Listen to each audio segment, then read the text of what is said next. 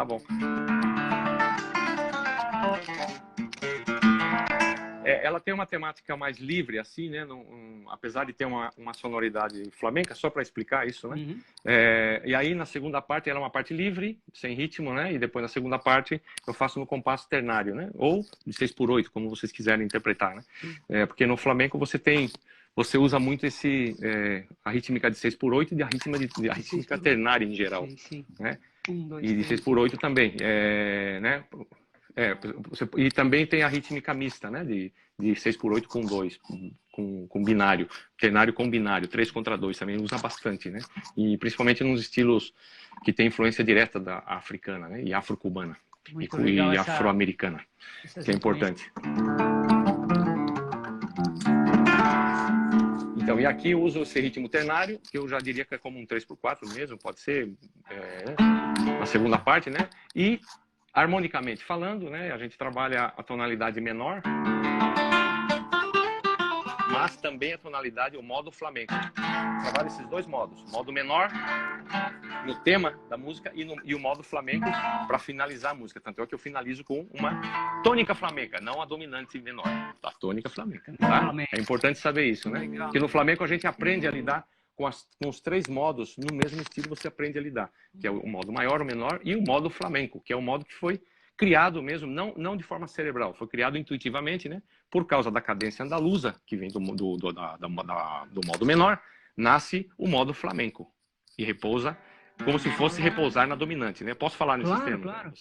Para quem tá cheio de músico bom aí, então aí você fala em ré menor, né? Sim. A dominante é lá, né? Lá. Só que para mim, no caso aqui, eu considero como se fosse uma tônica flamenca, entendeu? Então eu trabalho um momento da música, eu trabalho o modo menor e depois eu trabalho o modo flamenco, tá? Só para localizar mais ou menos. Tá bom, então eu vou começar aqui, tá?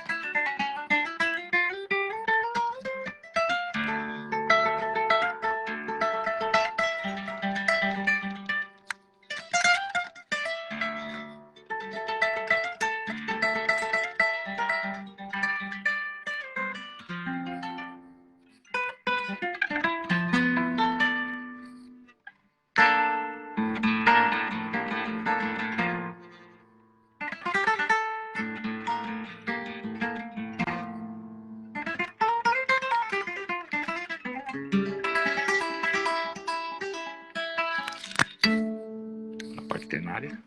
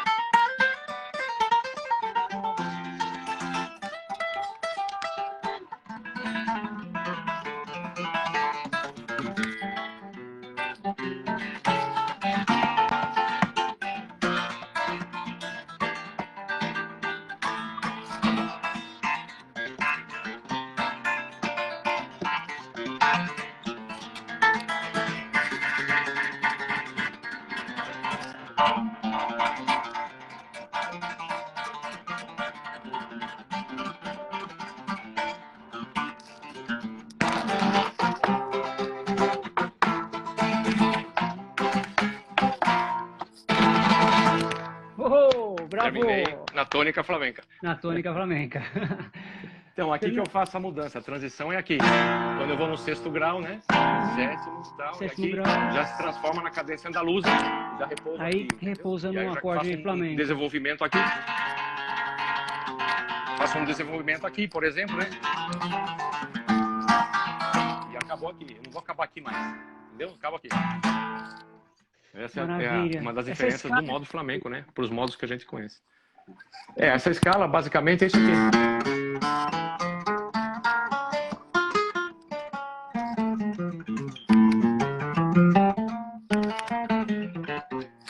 Desculpa, é aqui, ó.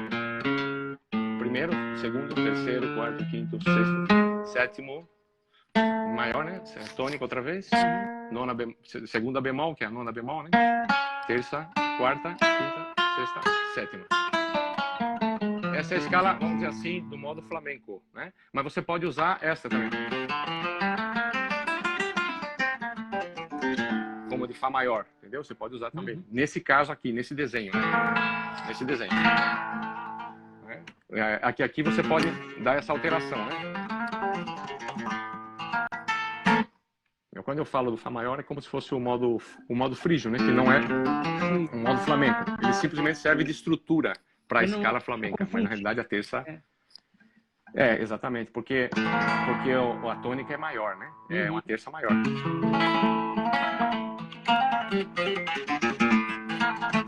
Eu perdi aqui os comentários, eu não sei, viu? Porque o meu telefone... O pessoal pedindo para repetir aquela pequena demonstração que você fez de rasgueio e alçapua, Fernando. Sim. Alçapua, então. Vamos falar um pouco da alçapua rapidamente. Alçapua é uma técnica de polegar dentro do flamenco, né? Que é o polegar simulando uma palheta. Né? Isso aqui, basicamente é isso aqui, né? Porque em espanhol, pua quer dizer palheta, né? Então, alçapua é uma técnica que foi desenvolvida, né? Desde a alçapua antiga, que era com polegar e com a ajuda do dedo indicador.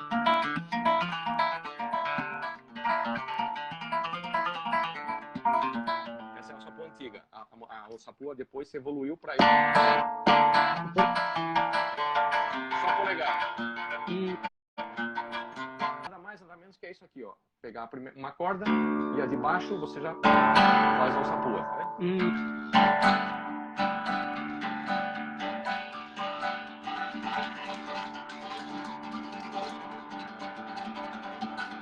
Essa técnica é fantástica, Isso aí, na realidade, é exercício, né? Imaginar que tem uma molinha aqui debaixo do polegar, né? Que...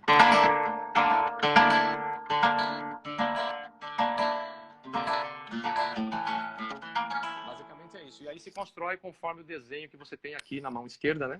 Que também é outro lance, né? Que é do conceito do modo flamenco. Mas isso não quer dizer que você não faça em modo maior. Claro que também, você faz em modo maior. Que tem estilos no flamenco que são em modo maior. Né? Por Mi, por exemplo, né? Ou em Lá. Então depende do estilo. É uma técnica que usa para tudo, né? Todos os estilos dentro do flamenco, né? Tem resultado tão forte sonoricamente, né? Por que essa técnica não é usada no clássico? Isso que eu não consigo entender. Por que essa técnica... mas eu acho que isso é por causa da... Sei lá, tem a ver um pouco com a evolução, né? Das técnicas todas, guitarrísticas, né? O flamenco, é importante dizer que o flamenco pegou muita coisa do clássico. Porque a guitarra flamenca ela foi concluída mesmo depois da clássica. A clássica já existia, né? Você sabe melhor que eu. Muitos aqui sabem melhor do que eu. Né? A guitarra clássica já existia em século, sei lá, século XVII, XVI, não sei. Então, enfim. E é isso. E aí a guitarra flamenca mesmo começou a ser cultivada um pouco mais para frente, né? Século 1800 e algo por aí. E houve encontro de guitarristas clássicos com primeiros guitarristas que tocavam a música nacional andaluza, que era assim que se falava, né? Não era flamenco, né? E tem a técnica da guitarra barbeira, que é uma técnica mais suja, vamos dizer assim, suja relativamente, né? Então, é uma questão de linguagem, né? Então, que usava mais, talvez, essa pegada de polegar, né? Diferente do clássico, porque são conceitos diferentes, né? É complicado, porque eu acho que a música, a música da época, né? puxava para determinadas técnicas, talvez, Sim, né? pode ser. Talvez foi uma coisa que foi funcionando dessa maneira, né? Mas- E a técnica da vihuela, né? Essa coisa da sapua pode ter vindo até mesmo do alaúde, a técnica de alaúde árabe, né? Não Uhum. sei, eu realmente agora eu preciso ler a respeito para saber bem. Eu acho que era Eu uma não me técnica aprofundei tanto que nisso, mas eu poderia ser imagino. muito bem utilizada dentro do violão erudito, né?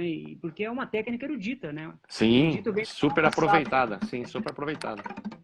É, cada linguagem tem o seu, né? A sua característica, né? Verdade. Então, Você estava falando da química com relação tem alguma uma pergunta. sim. É Alguma incrível pergunta aí, algum comentário, não sei. para bailar.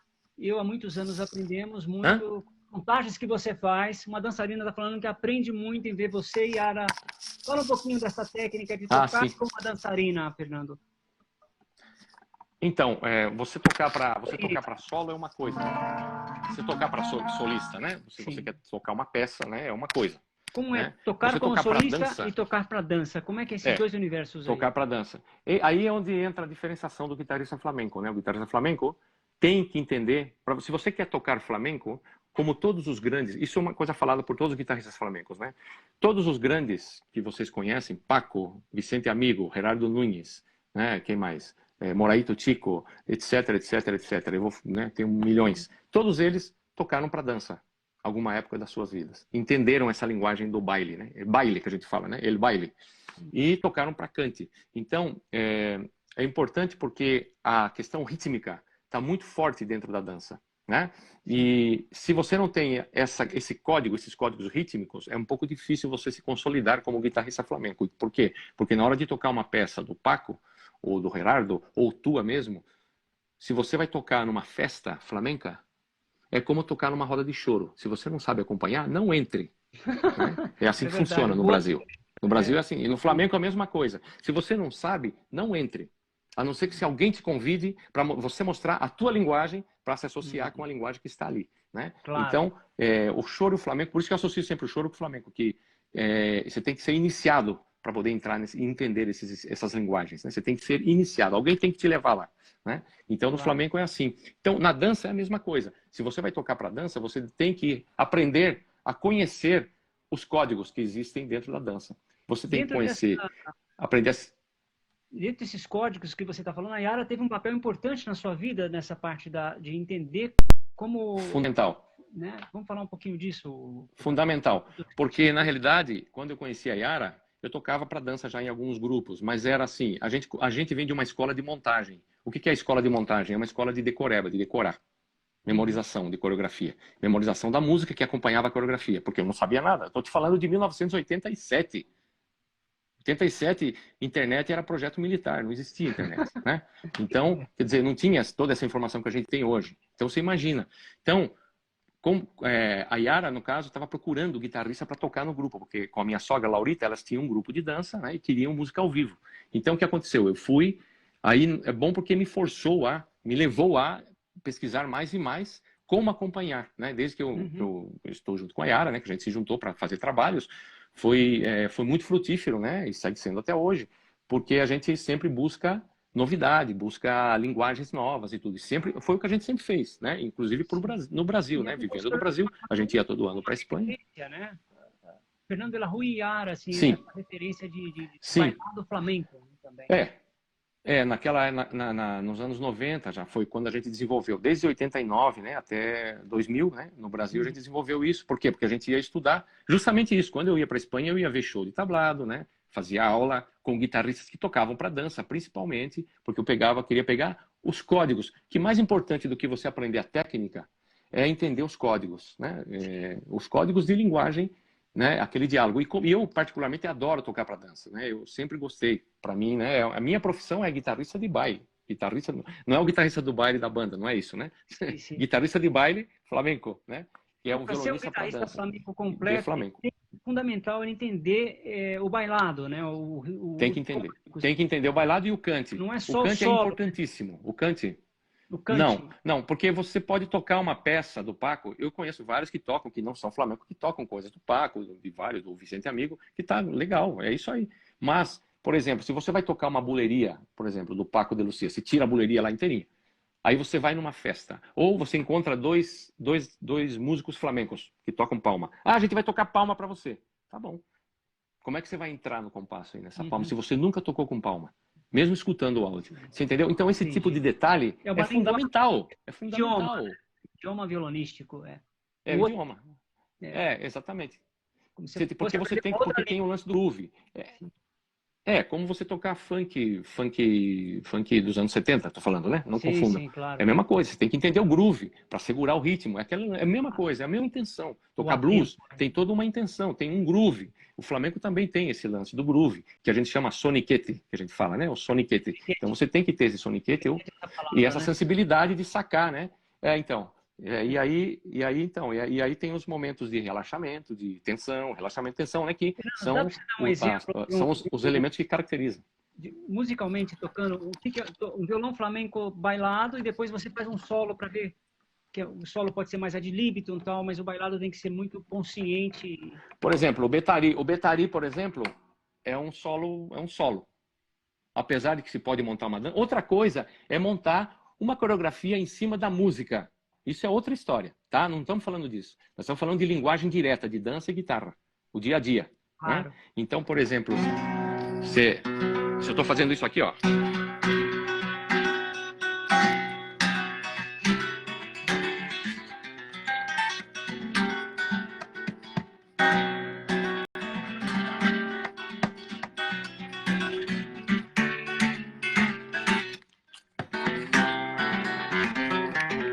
Eu não estou fazendo solo nenhum. O que eu estou fazendo? Eu estou fazendo ritmo. Isso que eu estou fazendo, o cantaor e o bailaor ou a bailaora vai entender o que eu estou fazendo. Porque eu estou sugerindo um groove, um ritmo. Né? Então, por exemplo, se uma bailaora fala para mim, eu vou dançar hoje, eu vou dançar... Uma sevilhana. Isso. Eu já sei que eu vou ter que fazer. Aí eu pergunto pro cantaor, que tom que você vai cantar sevilhana? Al medio al dos por medio. Então eu já sei que é o si flamenco, né? É um lá, um desenho de lá na casa 2, né? Para quem não sabe o que é por medio, né? Isso é código que a gente usa, né? Na música também funciona assim no flamenco, né? Por arriba, por medio, por granaína, por taranta, por mineira, por rondenha, né? E por ré sustenido. Isso tudo é nome de tonalidade que a gente usa, são chaves da mão esquerda que a gente usa, né? Enfim, então aí, se ele falar essa tonalidade, então eu já vou entrar com o ritmo sevilhana.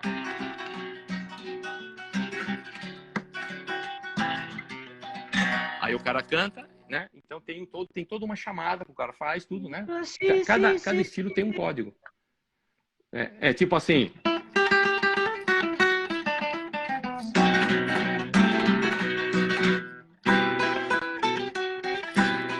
Quer dizer, isso que eu estou fazendo, as bailaoras que estão aí, os bailaores que estão vendo a live vão entender. Já sabem onde tem que entrar para dançar. Né? Mas não é que eles dançam a música, não é isso. Eu acompanho eles, entendeu? É uma coisa assim. Mas que tem um código que os dois conhecem, os dois mundos conhecem, esses dois mundos. Isso é importante. Num tablado flamenco, que é a improvisação pura, quando eu vou tocar, eu pergunto, né? A bailaora vai falar, eu vou bailar por alegrias agora. Sem ensaio, né? E o cantor já sabe, então, o que ele vai ter que cantar e eu sei o que eu vou ter que tocar até certo ponto. Porque como é improvisação, né? Então a estrutura funciona muito em estruturas, né? Então a gente trabalha estruturas. Então você deve conhecer as estruturas das danças e dos estilos, né? Assim como existe uma confusão assim que funciona. Do flamenco, do tango, né? O tango flamenco é uma coisa totalmente diferente, né? Sim. O tango flamenco comparado a quê que você quer dizer? Ao tango argentino? Do tango argentino existe, às vezes as pessoas confundem isso. E é uma linguagem... Não é. Tango flamenco... Tango é uma palavra universal também, né? Mas tem lances africanos, raízes africanas, né? E o tango flamenco é um ritmo que a gente chama lá binário de 4 tempos. Ou seja, que para nós aqui é o quaternário, né? Só que, claro, a bailaora, o cantor não vão entender assim. Eles não vão falar. Eles falam que é por tangos. Acabou. Né? Aí quem entende assim é o guitarrista que entende assim, e o músico que não toca flamenco, que vai participar com uma banda flamenca, ele entende, e eu tenho que saber falar para ele o código dele. É 4x4, né? Se eu quiser escrever alguma coisa para ele, por exemplo, para tocar, né? Então o tangos é assim, 1, 2, 3, diferente da buleria, que é o compasso de 12, né? Essa buleria, né? O tangos é 1, 2, 3, 4, 1, 2, 3, 4, 1, 2, 3, 1, 2, 3, 4, 1, 2, 3. Então, o que acontece? No flamenco existem os ritmos harmônicos. Eu não vou explicar muito assim, né? Porque senão vai ficar... Mas, enfim, existem os ritmos Os ritmos harmônicos que a gente usa no flamenco definem a medida dos compassos de cada estilo, né? Então, nos tangos tem uma medida X, que isso é um compasso. São dois Você tocou um compassos pedacinho quaternários. de um tango. 1, 2, 3, 4. 1, 2, 3, 4. 1, 2, 3, 4. 1, 2. Então, a leitura musical é diferente da contagem de dança. É muito importante saber isso, né? Tem alguns estilos que coincidem, mas grande parte dos estilos não coincidem na contagem, por causa do ritmo harmônico que a guitarra tem. É outra linguagem. Então, por isso que eu falo, quem toca violão... A gente está falando tudo isso para aquilo que você falou do violonista, né? De tocar solo e tocar para dança. Quer dizer, é outro mundo.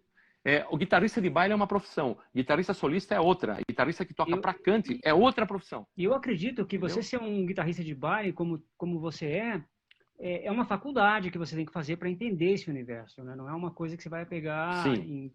Então, durante anos. A faculdade que custou 10 anos de viagem para a Espanha. Essa foi a faculdade. Fernando, vamos tocar dólar um solo. Com peseta. Buleria. Agora, deixa a dançarina... Tá, vou improvisar uma buleria, então. Buleria? Uma buleria. Tá, eu vou improvisar uma buleria, tá? Vou tocar improvisado, tá bom? Não vou fazer uma do disco, tá? Porque eu não tenho nem preparado a mão e a posição na cadeira aqui tá difícil para improvisar, então... Não improvisa, fica à vontade. Tá, vou tocar aqui com essa chave, né? Que é a chave que a gente usa para os violonistas aí, é uma chave de Lá, né? Lá flamenco, né? E não é Lá, a nota real não é Lá, viu? É Si. Mas eu uso a abraçadeira na casa 2 para dar mais brilho, né? A abraçadeira, só uma coisinha, a abraçadeira tem um papel muito importante no flamenco. Na Espanha a gente chama de serrilha. Ela serviu, serrilha, com 2 L's, né? E ela serviu para definir os estilos harmônicos da mão esquerda no violão, né? No flamenco. Então, por isso que as tonalidades, quando a gente fala com o cantaor, ele não vai falar para você assim, Si maior, Si com sétima maior, Dó com nona. Isso não existe na linguagem do cantaor. Se você falar isso pro cara, o cara te chuta, né? Fala, o que você tá fazendo? Não é assim. É uma linguagem própria do flamenco, né? Que para nós músicos a gente pode falar assim, entender entre músicos sim, mas com o cantaor eu não vou falar isso. Então, o cantaor quando me pergunta alguma coisa, eu pergunto para ele, que tom que você vai cantar isso? Ele vai falar al 3, o al 2, o al 4, o al 5, né? Que são os trastes, o al 1, por arriba, por abaixo, por meio, por granaína, por taranta. Então, isso tudo tem um código, né? E cada um desses tem um nome paralelo na música, né? Então, esse, por exemplo, é al 2 por meio, né? Que é um Si flamenco. É um Si flamenco, que para alguns é Mi menor, para outros é Sol maior, né? E para mim é Si flamenco. Entendeu? Porque começa aqui e termina aqui. A tônica, entendeu? Então, isso que é importante. E fala 2 por médio, e você já sabe que é na casa... Sim, já sei onde é. Exatamente. Ou al 2 por taranta. É aqui, por exemplo. Al 2 por granaína. 2 por rondenha. 2 por ré sustenido. Ou al 2 por arriba. Né? Então, são... Gente, é fantástico isso. Enfim. Isso é um mundo que, né, tem que... É a parte, né? Você tem que estudar a parte disso. Mas, enfim, é o código, né? Então, eu vou tocar uma buleria. Eu vou tocar uma buleria al 2 por meio, tá bom? Legal.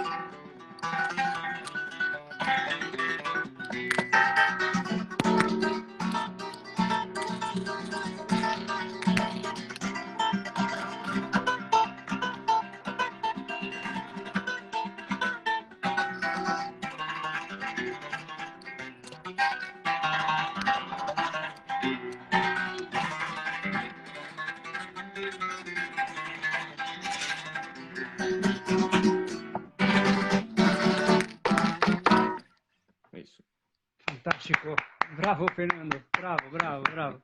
Lindo, lindo. Foi uma improvisação, né? Eu fui fazendo várias falsetas, né? Fernando, para o pessoal que está entrando agora, eles estão perguntando como é que foi essa fusão, né? Você fez uma fusão do flamenco também com a música brasileira, assim como o Paco fez com o jazz, né? Então, eu queria que você falasse um pouquinho. Você começou tocando violão brasileiro, no Brasil e depois foi para na realidade, eu comecei isso. Essa ponte, né? Então, foi um processo bem lento, assim, natural, né? Eu não pensei para fazer, tipo, né, fazer esse tipo de... Não foi uma coisa premeditada, né? Vamos dizer assim. Porque teve uma época da minha vida que eu era muito fundamentalista, flamenco fundamentalista. Né? Muito, né? Muito assim. Para mim, só existia o flamenco como música, né? Só o flamenco era a melhor música do mundo. Então, né? Logo que eu comecei a tocar flamenco, né? Foi quando eu conheci a Yara e tudo, eu comecei a investigar mais, pesquisar mais, né? Que foi aonde eu encontrei mais a minha identidade. Era importante, foi muito importante para poder incorporar os elementos culturais dessa arte, né? Dessa forma de linguagem. Então, só que, claro, a partir do momento que eu comecei a tocar flamenco, tudo que eu tinha feito eu tinha guardado numa gaveta, deixei tudo guardado, né? Que eu estudei violão clássico 2 anos, toquei música brasileira, mas é como eu te falei, eu não me aprofundei muito na música brasileira nessa época, eu não tive uma vida profissional super grande, né, de música brasileira. E aí eu me dediquei em flamenco. Então, a minha parte musical eu fui descobrir mesmo através do flamenco, né? Mesmo conhecendo conceitos harmônicos de música brasileira, de música clássica, né? Aquilo que eu estou falando das tônicas, né? A tônica maior, menor, né? Aí que eu fui conhecer a tônica flamenca, né? Então, uma vez que eu tinha já incorporado isso, depois de trocentos anos, né? Fazendo flamenco, tocando para dança e tudo, né? Foi quando a gente foi morar na Espanha, no ano 2000. Comecei a trabalhar nos tablados lá. E aí comecei a me dar um pouco mais de liberdade para compor, né? Porque no flamenco te permite isso. Não é só a escola do intérprete, né? O flamenco tem esse incentivo para você compor teus trabalhos, né? Justamente por ser uma música popular, de manifestação popular e de formação popular, então você acaba desenvolvendo muito o lado intuitivo, não só o lado, vamos dizer, cerebral, intelectual, né? De conceito harmônico, etc. Eu falo assim porque eu estudei música antes e tudo, então eu tento colocar esses dois universos juntos, né, para poder entender e pôr o flamenco num lugar, né, tentar ver onde eu me localizo comparado com as outras músicas, né. E aí foi quando eu comecei a rever a música brasileira outra vez na minha vida. E aí quando eu descobri Garoto, né, na minha vida, a obra do Garoto, quer dizer, então foi uma outra porta que se abriu assim maravilhosa para mim, né, foi um mundo novo. Puxa, né, que interessante, né? Por que eu não tinha visto antes isso, né? Claro, por quê? Porque eu estava ocupado vendo o flamenco, né? Era normal, é um processo natural. Aconteceu comigo porque é um processo natural. Comigo foi assim, com outra pessoa vai ser diferente. Mas comigo foi assim, eu precisei estar muitos anos no flamenco para poder incorporar e me sentir um pouco mais, vamos dizer, músico, né? Dentro dessa linguagem, para poder abrir para outras linguagens. E foi o que aconteceu. Então aí a música brasileira, como eu já tenho minhas raízes brasileiras, né? Sou brasileiro e tudo, então foi mais fácil para poder incorporar isso dentro da música flamenca que eu fazia. Então aí, por exemplo, tem uma coisa que eu compus tocando nos tablados, né? Acabei compondo uma coisa curtinha, mas vou ver se eu consigo tocar aqui, que faz tempo que eu não toco. Por exemplo, tem um baile no Flamengo que chama Alegrias, né? O baile mais completo que tem no Flamengo são as alegrias, porque na estrutura dele tem muitos momentos diferentes, né? E tem um momento que é em tonalidade menor. Embora o baile seja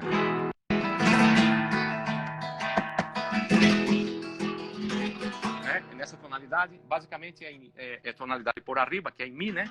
Como se fosse Mi. Só que tem uma parte que é em menor, que é como se fosse um adágio no meio da dança, né? No meio da coreografia. É um momento para contrabalançar com a parte, porque é um baile para cima e feliz, né? Um baile alegre. O nome vem Alegrias, né? Antigamente, no século... Fazer um contraste, né? Sim, um contraponto, para poder dar uma respiração, vamos dizer assim, E aí eu compus tem um silêncio tradicional, que é, por exemplo, a base harmônica dele é isso aqui.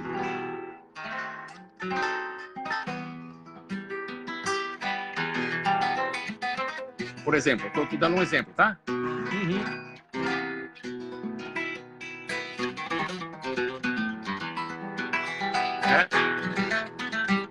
É um tema que se desenvolve, né? Dominante.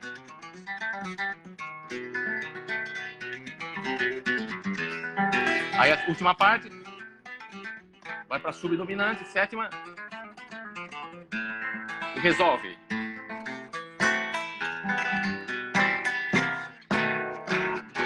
Termina em maior, tá? Então, por exemplo, isso é uma forma tradicional de se tocar o silêncio. Chama-se silêncio essa parte toda, né?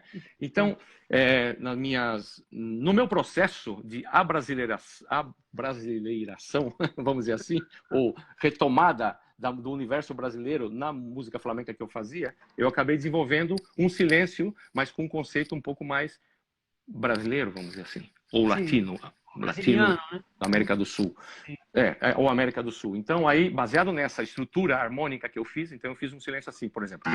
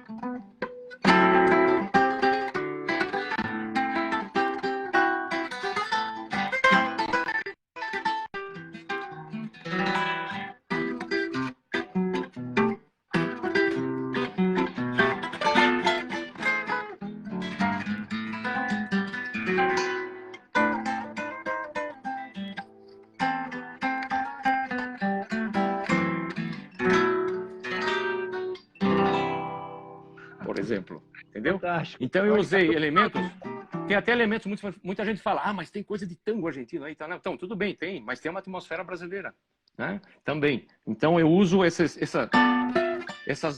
preparações, né?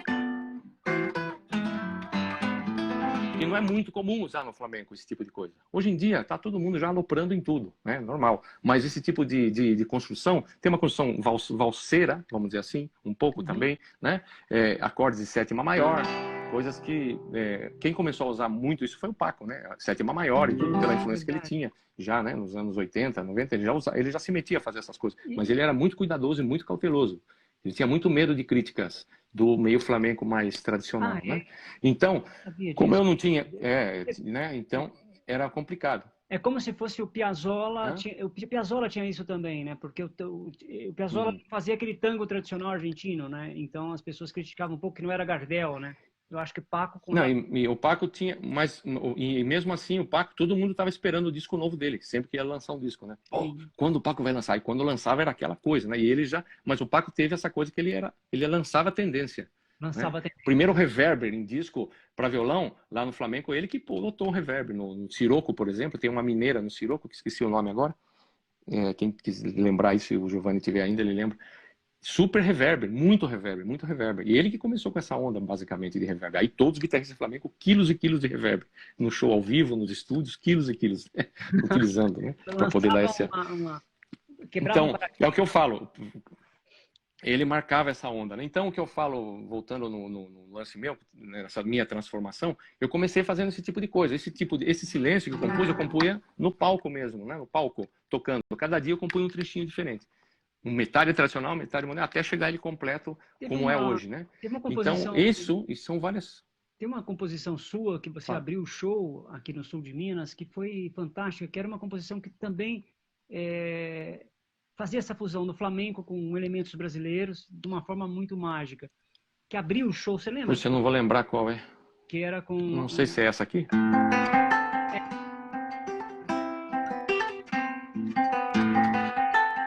Vou ver se eu lembro.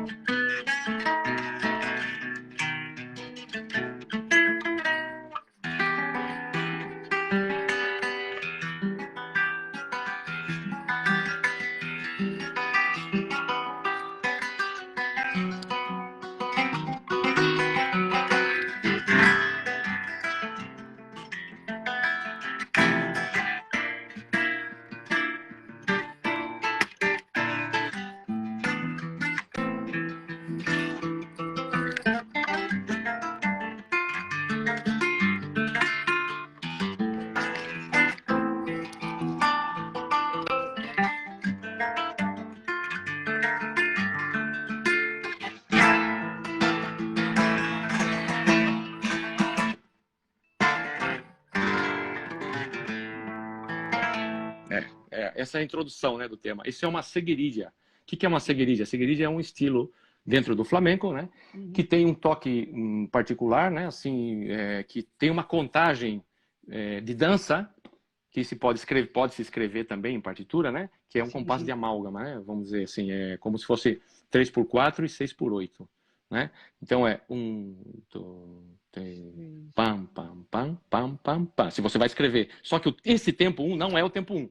O tempo 1 é o tempo 2 do 3x4. Então eu faço 1, 2, 3 e 4 e 5. 1, 2, 3 e 4 e 5. Então não chega, isso seria uma escrita que se usa. Chega a ser um compasso ternário, né? Ele não chega a ser. Não, é mistura. É um ternário de divisão binária com o binário de divisão ternária, que é o 3x4 e o 6x8, né? Basicamente isso. E a guitarra, isso não foi pensado. Isso é importante dizer. Lá, nos trocentos anos antes, o cara não pensou nisso. Olha, a Juliana ele fez, né?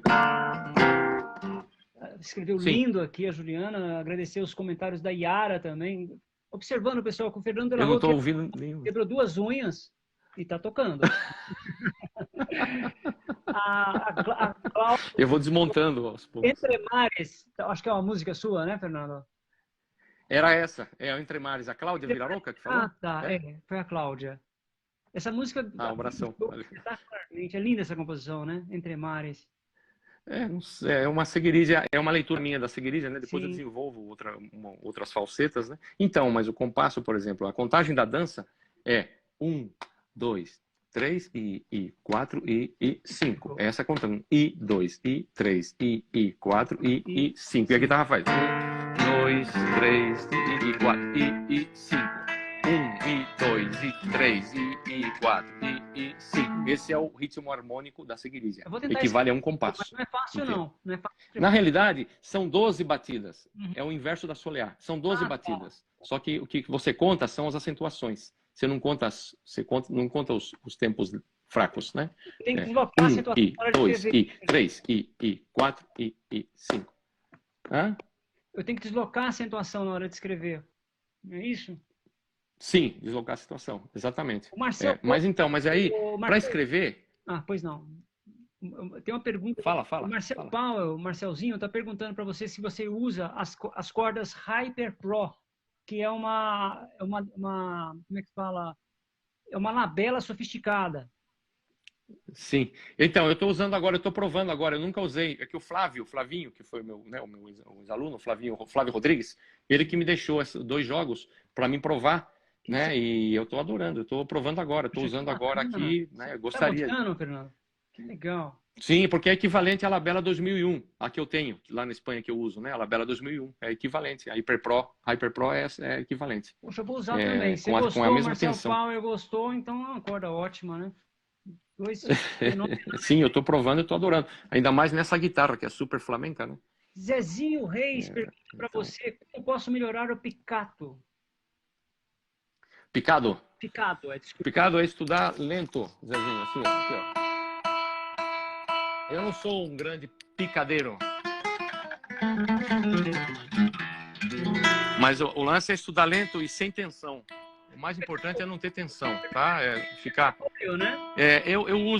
Eu pico só com o indicador e o médio, né? Indicador médio. Tem gente que faz com 3.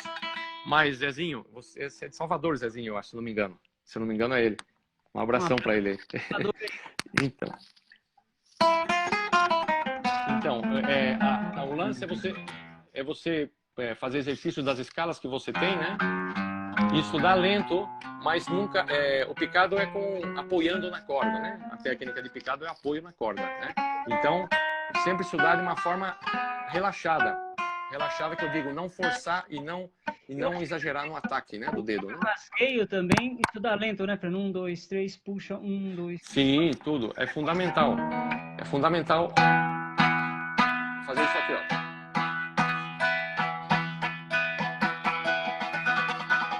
A velocidade você vai adquirindo com o tempo. Tem que estudar lento, ó, lento. Movimento por movimento. Movimento por movimento. Mas sempre com um metrônomo ou uma pulsação que você tenha, que é tipo, você estipula uma pulsação, né? Taca, taca, taca, taca, taca, taca, taca, taca. sempre que soe claro todos os golpes. Da mesma forma no picado. Nota pura, né? Ali Alô? limpa, né? Tá me ouvindo? Fernando, voltou? Voltou. O Marcel Até Paulo está você falando que tem ele o usa som. Hyper Pro também, né? Que é da Labella. Ah, legal. Sim. Fernando, Sim, é da Labella. Então, eu tô usando uma que... Eu não sei nem se eu tenho aqui a capa dela. Não lembro onde tá. Acho que tá aqui. Obrigado, Zezinho. Essa aqui, um abração para Salvador também. Ah, legal. É essa aqui, tá vendo? Essa aqui. É a tensão dela. Essa aqui eu não sei qual é a tensão. Eu acredito que seja tensão média. Tensão média. Pesada, é? Eu nem sei. Por isso que eu acho que eu quebrei a unha. Foi por isso. Mas eu tô gostando do som dela. Tô gostando bastante do som. E da pulsação. Tô gostando. Maravilha. Bem legal. As legal, pessoas perguntando de cursos, né, Fernando? Quem quiser fazer um curso online com você, é possível fazer um curso de flamenco? Sim, eu tô aqui normalmente eu tô dando classe online agora porque eu nunca peguei essa coisa de dar curso online, né? Sim, porque eu estava lá em Madrid mesmo, né, e tudo. Então, mas eu tô aqui, quem quiser, entre em contato comigo, aí na boa, a gente organiza um esquema aí de fazer aulas online por WhatsApp. Lembrando que pessoal, assim, o Fernando faz parte da Academia Livre de Violão, né? Então se inscrevam nas plataformas, porque quem dá aula de flamenco na academia é o Fernando mesmo, né? Então, Academia Livre de Violão, tá no Instagram, Face, YouTube e Telegram. É só colocar Academia Livre de Violão. Quer tocar flamenco? Entre em contato com a gente já indica Fernando de la Rua. Então, é mais fácil tocar. Fala com o Ravi e tá tudo certo. Queria mandar um abraço para um amigo meu que estava aí, que eu não sei se está aí ainda, um super violonista aqui de Itapeva, o Alex Oliveira. Abraço para o Alex, grande amigo meu. Grande amigo do Fernando. Eu não sei se ele está aí ainda, que eu não consigo ver os comentários mais. Eu vi a hora que ele entrou, mas eu não... E todo o pessoal, né? Tem um comentário de Circos. Ele pergunta qual o estilo mais difícil... Ah, o Ciro. Ciro, desculpa. O estilo mais difícil de acompanhar... Circos, mas é o nome... Qual é o estilo mais difícil de acompanhar no baile flamenco? Olha, Ciro, tudo bom? Ele mora lá em Granada. É o Ciro. Acho que é ele. Porque o nome que no Instagram é diferente, né? Então, Circos. Então, para mim, particularmente, eu acho que em termos de acompanhamento, o que é mais difícil é aquela coisa de você conhecer quem vai dançar, né? Uhum. O mais difícil é você ter os códigos, porque os códigos para cada baile muda, né? Embora tenha o mesmo padrão de estrutura, né? Cada baile tem um caminho que se faz, cada baile. Dos bailes mais complicados que eu acho, assim, na minha opinião, é o baile por tarantos. Por quê? Apesar de ser em levada quaternária, né? Que é nessa tonalidade aqui, que é o tom de taranto, que chama, taranta, que naturalmente é um Fá sustenido com sétima, nona bemol e quarta, né? Que é uma tônica, apesar de tudo, é uma tônica flamenca, que vem do Si menor. Né? É esse desenho que a gente usa. Essa tonalidade varia conforme o registro do cantor ou da cantaora, e aí varia a braçadeira, né? A serrilha. A serrilha vai dando a altura, né? Naturalmente, não conforme quem canta e conforme quem canta, na realidade. Entendeu? Ah, tá muito baixo isso aí, eu quero dos por taranta. Então você põe a braçadeira aqui e faz o mesmo desenho que eu fiz aqui. Entendeu? É como um cajete, né? Tem um desenho. São 5 desenhos. 7 desenhos do flamenco. No cajete flamenco são 7 desenhos, né? Enfim, eu acho um dos bailes mais difíceis, porque não é uma estrutura complexa, mas a forma de acompanhar. Né? A forma de acompanhar, principalmente na hora que o cantaor está atuando junto, né? Porque as medidas das letras que se cantam, elas vêm de um conceito de fandango, que tem uma levada ternária, basicamente, ou livre, né? E o tarantus foi um baile que nasceu para colocar ritmo nesses cantes, né? Então, só que o ritmo do tarantus é quaternário. Ele foi criado assim, dessa maneira. Então, você encaixar uma letra que tem um conceito de fandango num ritmo quaternário é complicado. Por isso, cada cantaor vai cantar de uma forma. Os versos, ele vai ter uma respiração diferente, cada um do outro. E, durante a interpretação de letras, dentro de qualquer estilo flamenco, você tem as respirações. né? Os tempos de respirações. Então, no taranto, por exemplo, a respiração está definida, mas não tem um X número de compasso para ter essa respiração. Ao passo que em outras danças... Você tem que estar atento ao cantador, então? Ao cantante? Tem que estar atento ao cantaor. Você tem que estar atento ao cantaor, à caída do cantaor. Entendi. Então, isso, para mim, na minha opinião, é o mais difícil nesse sentido, né? Porque a estrutura é simples, né? É o bloco de letras, a escobídia e a parte final, como na maioria dos bailes. É o bloco de letras, a entrada, o bloco de letras, a escobídia, desenvolvimento da escobídia e o final. Todos os bailes, com exceção das alegrias, que tem o silêncio no meio e o passo de castelhano, né? Então, é muito importante entender esse tipo de conceito, né? Por exemplo, um baile como a seguirilla também é difícil de acompanhar. Não é complicado, não é fácil de dançar também, né? Embora a estrutura seja simples também, não é uma estrutura simples, é letras, escobídia e final rápido, né? Então, mas eu penso que o taranto é mais difícil porque quando você está num tablado, né, num tablado que é improvisação, você não sabe qual estilo o cantor vai fazer até a hora que se for tocar com ele no palco, né? E como o bailador vai arrematar. Porque o lance é arrematar. Como arrematar? Né? O lance do Flamengo, o Flamengo tem muito isso, de arrematar os finais de frase. Entendeu? Os finais de períodos dentro do Flamengo. Então tem muito esse lance. Acho que eu respondi, não sei se eu consegui responder para o Ciro. Perfeitamente. A Yara manda um abraço para o Alex, tá? E aqui, eu não consegui ver o nome da pessoa, mas mandou um abraço para ti, dizendo que já tocou com você junto no Clube de Choro, em São Bernardo. O Fernando Alves. Fernando Alves? É o Fernando Alves, do Violão e Ponto. Do Violão e Ponto? Violão e Ponto? Fernando Alves. Do Acalanto? Possivelmente, do Fernando. O Fernando. Abração, Xará. Abração para todos meus amigos que estão aqui, todos. Quero agradecer o Violão e Ponto, porque eles colocaram lá o cartaz do Fernando de la Rua na live. Foi bem super de vocês. Fernando é um grande incentivador do violão também, em São Paulo, no Brasil, né? Fizemos vários projetos juntos. Conte com o nosso apoio da Academia Livre de Violão. A gente está unido aí. Legal. Fernando, a roda de choro lá de São Bernardo é legal. É bacana, né? Fala. Fernando, muito legal. Foi muito bom.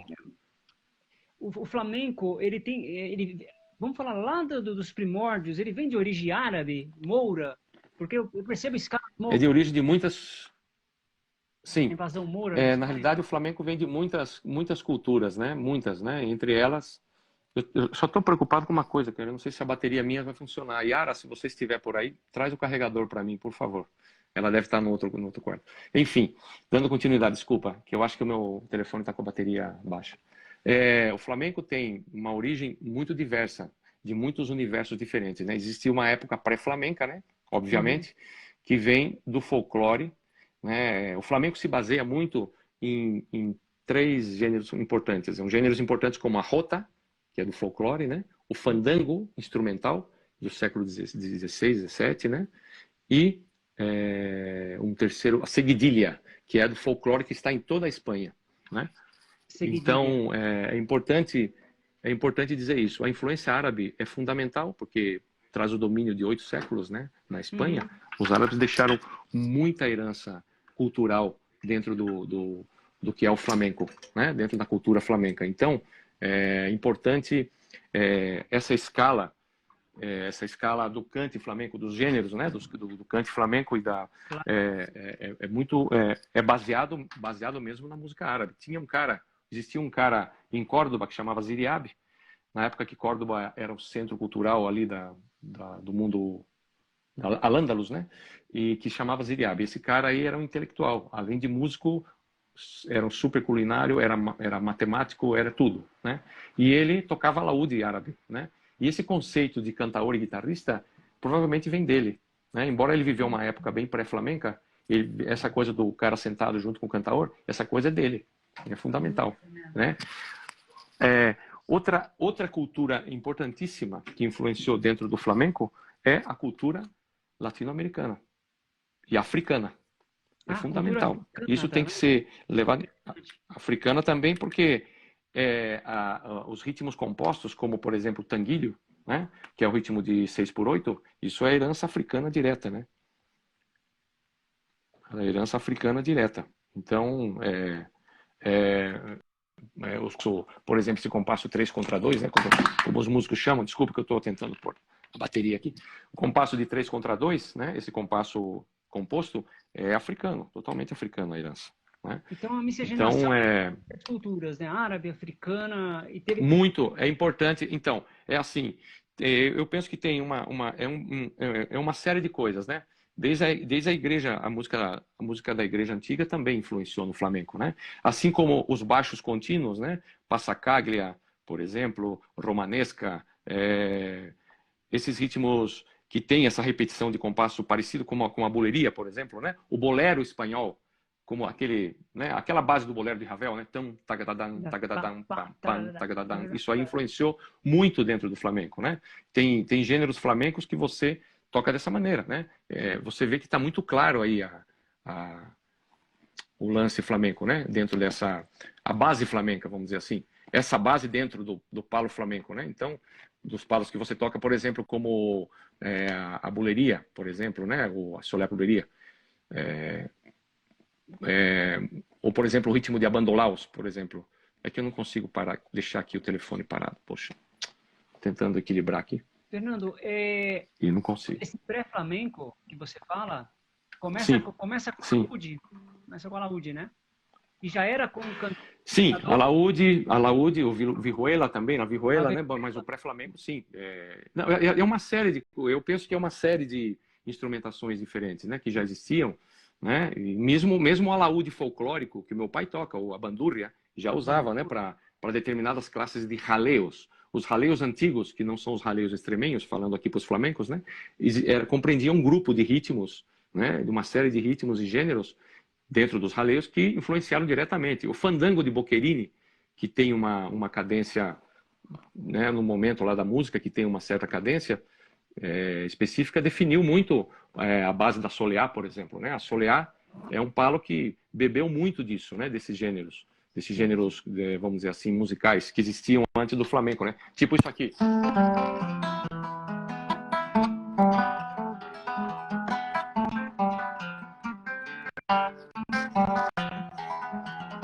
Esse tipo de coisa existia antes do flamenco, né? Que é nada mais que a cadência andaluza, né? Assim como danças mexicanas que foram levadas de volta para a península, para Cádiz, né? Como a peteneira veracruzana. Peteneira é um gênero que está no flamenco mais antigo que a própria soleá, né? Então, esse gênero tem influência direta do México. Aí você ouve uma peteneira do folclore, não vai estar igual a peteneira que existe hoje no flamenco, mas existia um processo de mudança, né? Um processo musical que transformou isso, né?